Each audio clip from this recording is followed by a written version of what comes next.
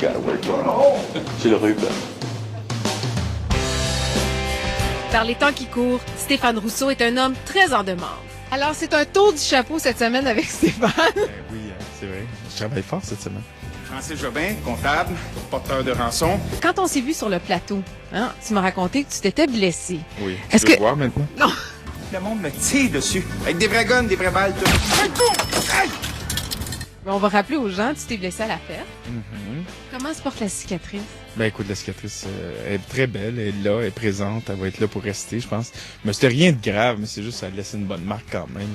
Vous allez le voir dans le making, un making qui va passer, je l'ai vu aujourd'hui, puis on voit ma fesse ensanglantée.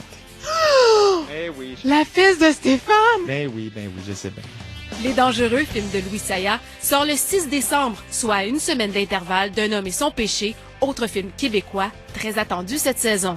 Deux gros films québécois qui sortent un après l'autre. Comment on se sent? Est-ce que ça vous dérange, vous les acteurs, de voir ça? Le fait qu'il y ait deux films en même temps? Ben non, je pense pas. Moi, c'est comme... c'est un peu le même principe quand il y a deux gros shows qui sortent en même temps. Un film va attirer la clientèle pour l'autre film. C'est ce qui se passe souvent en humour. Quand il y a beaucoup d'humoristes, on s'aperçoit que tout le monde vend plus que quand t'es tout seul.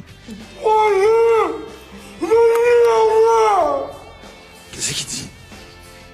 Les deux sont très différents. Les Dangereux, un film très comique, hein, un gros film d'action en plus. Ouais, c'est ça, ça attire peut-être même pas la même clientèle aussi, mais c'est deux films, je pense, à un public large.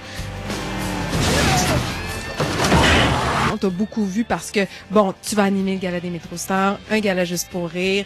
Là, deux films qui sortent, donc, entre autres, Les Dangereux. Les projets télé aussi en France. Il y a d'autres choses. Ouais, il y a d'autres choses qui se passent de l'autre côté, mais j'essaie d'équilibrer pour être capable d'arriver. J'ai des projets pour toi. Des beaux projets. OK? Ah ouais? Es-tu content? Oui. Bon. Ça t'arrive pas le soir, des fois, d'être tout seul puis de dire, est-ce que je vais arriver? Il y a beaucoup de pression, veux pas.